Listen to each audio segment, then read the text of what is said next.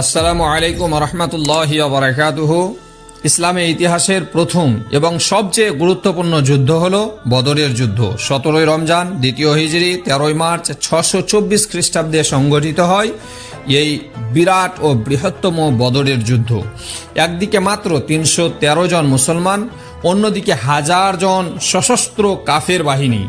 এই যুদ্ধের ঘটনা আজও আমরা জানি, কিন্তু দেয়ার ইজ আ কোয়েশ্চেন, একটি গুরুত্বপূর্ণ প্রশ্ন আছে, এই ইতিহাস আমাদের কাছে এলো কিভাবে? অনেকেই প্রশ্ন করে যে এই ঘটনা এতদূর পর্যন্ত পৌঁছালো কিভাবে? কে প্রথম ইসলামের ইতিহাস লিখলো আর কোন বাদশার নির্দেশে এই ইতিহাস বই আকারে সংকলিত হলো? ইনশাআল্লাহ আজকের ভিডিওতে আমরা সেই প্রশ্নেরই উত্তর খুঁজব। চলুন দেখা যাক উত্তর পাওয়া যায় কিনা। আজ থেকে প্রায় 1400 বছর আগে যখন পৃথিবী কুফর, জুলুম ও অন্ধকারে ডুবেছিল, তখন আরবের মাটিতে আগমন করেন মানবতার শ্রেষ্ঠ মানুষ হযরত মুহাম্মদ সাল্লাল্লাহু আলাইহি ওয়াসাল্লাম। 40 বছর বয়সে 610 খ্রিস্টাব্দে আল্লাহ তাবারক ওয়া তাআলার হুকুমে নবুয়াতের এলান করেন। ফেরেশতা জিবরাইল আলাইহিস সালামের মাধ্যমে কোরআনের ওহী নাজিল হতে শুরু করে। এই ওহী 23 বছর ধরে ধাপে ধাপে অবতীর্ণ হয়। সেই যুগের আরব সমাজে লেখার চেয়ে মুখস্থ করার প্রথাই বেশি ছিল, কারণ খুব কম মানুষ লেখাপড়া জানতো। কাগজ ছিল না, লেখা হতো পাথর, হাড়, চামড়া আর খেজুরের পাতায়। এগুলো বহন করা ও সংরক্ষণ করা ছিল অত্যন্ত কঠিন, তাই আরবরা মুখস্থ করাকেই নিজেদের শক্তি বানিয়ে নিয়েছিল। তারা কবিতা, বংশতালিকা, এমনকি ইতিহাসও এক শব্দও না বদলে মুখস্থ করে রাখত। মক্কায় অবস্থানকালে মুসলমানদের অবস্থা ছিল অত্যন্ত দুর্বল। তখন সাহাবারা মূলত কোরআন মুখস্থ করাতেই মনোযোগ দিয়েছিলেন। কিন্তু মদিনায় হিজরতের পর রাসূল সাল্লাল্লাহু আলাইহি ওয়াসাল্লাম একটি সুসংগঠিত শিক্ষা ব্যবস্থা চালু করেন। তিনি কিছু তরুণ সাহাবীকে বিশেষভাবে নির্বাচন করেন, যাদের একমাত্র কাজ ছিল লেখা পড়া শেখা। খাবার, খরচ সব কিছুর দায় দায়িত্ব তিনি নিজেই নেন।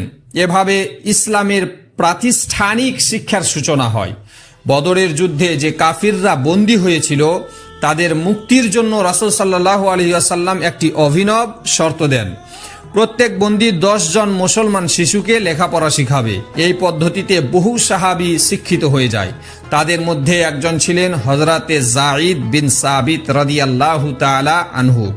এই শিক্ষিত সাহাবীদের রাসূল সাল্লাল্লাহু আলাইহি ওয়াসাল্লাম একটি স্পষ্ট নির্দেশ দেন, আমার কাছ থেকে কোরআন ছাড়া অন্য কিছু লিখবে না, কারণ কোরআন ও ইতিহাস যেন কখনো একে অপরের সঙ্গে মিশে না যায়। এই কারণে কোরআন লেখা হতো আর হাদিস ও ইতিহাস মুখস্থ রাখা হতো। হযরত আবু বকর সিদ্দিক রাদিয়াল্লাহু তাআলা আনহু প্রথম দিকে কিছু হাদিস লিখেছিলেন, কিন্তু এই নির্দেশের পর তিনি নিজেই সেগুলো মুছে ফেললেন, শুধু কোরআনের বিশুদ্ধতা রক্ষার জন্য। রাসূল সাল্লাল্লাহু আলাইহি ওয়াসাল্লামের ওয়াফাতের সময় কোরআন সম্পূর্ণ নাজিল হয়ে গেছিল।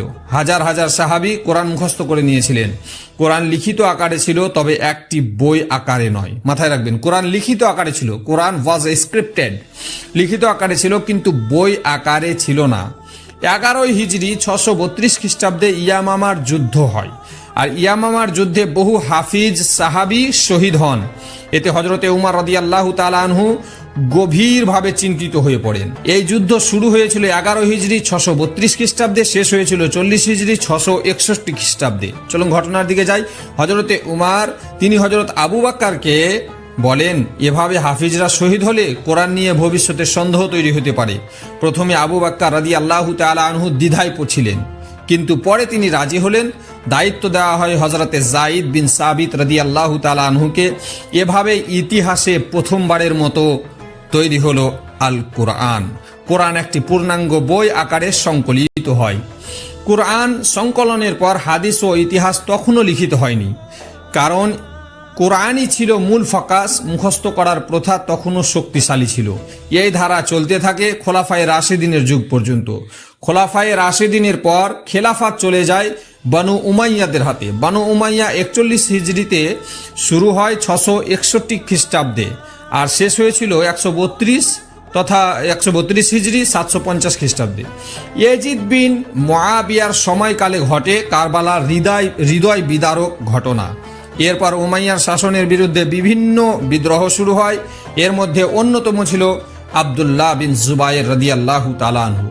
উমাইয়া বাদশাহ আব্দুল মালিক বিন মারওয়ার তার গভর্নর হাজ্জাজ বিন ইউসুফকে পাঠান। হাজ্জাজ বিন ইউসুফ বিদ্রোহ দমন করে মক্কায় হামলা চালান, কাবা শরীফ পর্যন্ত পাথর নিক্ষেপ করেন। শেষ পর্যন্ত আব্দুল্লাহ বিন জুবাইর রাদিয়াল্লাহু তাআলা আনহু শহীদ হন। ক্ষমতার শীর্ষে পৌঁছে আব্দুল মালিক বিন মারওয়ান জেরুজালেমে নির্মাণ করেন ডোম অফ দ্য রক।